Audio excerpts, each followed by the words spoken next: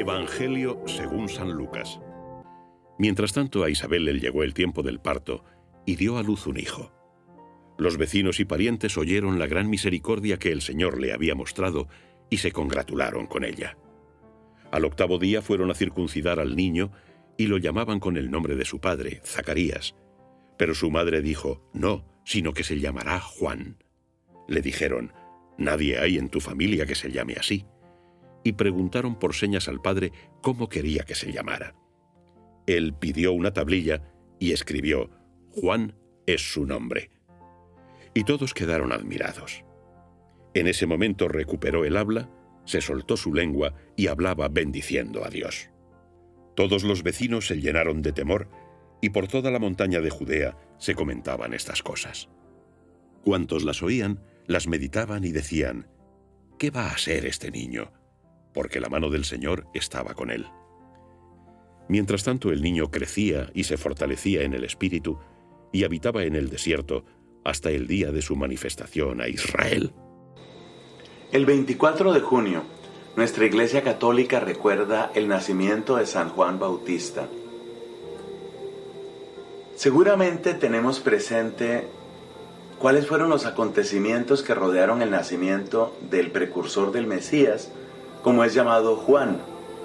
Y lo llamamos Juan el Bautista porque su ministerio principal fue bautizar a las multitudes que acudían para escuchar su predicación y para recibir las aguas del Jordán. Sucede que había un hombre llamado Zacarías y su esposa era Isabel. Y nos dice San Lucas que ambos eran justos, es decir, seguían el plan de Dios, pero no tenían hijos porque ambos eran de edad muy avanzada y porque Isabel era estéril. Parece una gran contradicción. Gente que es fiel a Dios en circunstancias difíciles. Gente que está haciendo bien la tarea, como decimos a veces, que se está portando bien, pero a la que le salen mal las cosas. Ese es el drama de Zacarías e Isabel. Las cosas han llegado a un punto en el que cuando Dios le da una respuesta a Zacarías, cuando Dios le dice, mira, vas a tener un hijo, parece que Zacarías estaba seco en su fe. Así como Isabel había pasado ya la edad de la fecundidad y estaba árida, estaba seca como mujer, así Zacarías había pasado ya la edad de la fecundidad en la fe y él también estaba seco y de un modo más dramático que su esposa, estaba seco en la fe.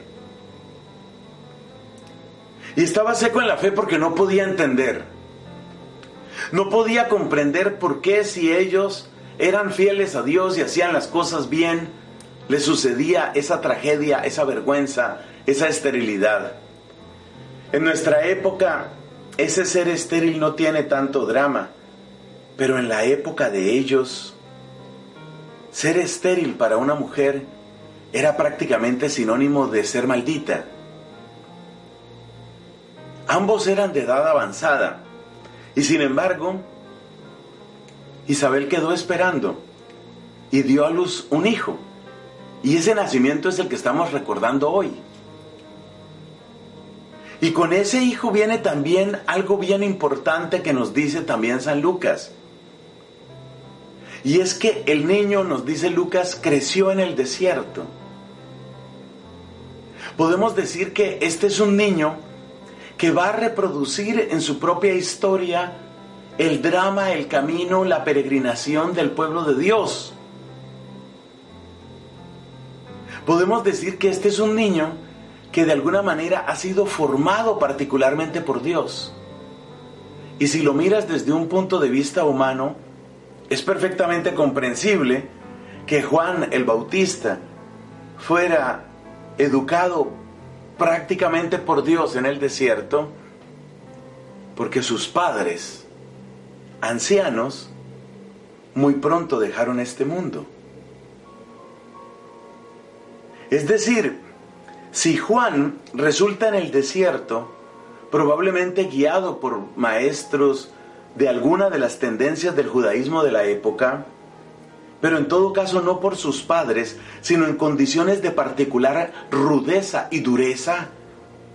Si Juan resulta en el desierto es precisamente porque ellos, los papás, eran bastante mayores. Esa es la razón por la que Juan resulta en el desierto. Y Cristo acudirá después a ese desierto, pero ese desierto es muy importante, porque en ese desierto Juan va a aprender la absoluta libertad. Acuérdate que Juan solo dependía de Dios. Para su alimento estaba acostumbrado a consumir eso tan exiguo que se consigue en el desierto. Se habla de langostas y miel silvestre. Para vestirse estaba acostumbrado a utilizar eso tan pobre que puede dar el desierto, una piel de camello. Y en esa radical pobreza, Juan es extraordinariamente libre, porque entonces depende solo de Dios. Y así lo necesitaba Dios, para que su palabra fuera libre de Pilatos, libre de Herodes, libre de los saduceos, libre de los fariseos, libre de los escribas. Por eso tenía que crecer en el desierto. Por eso se necesitaba que los papás fueran tan mayores.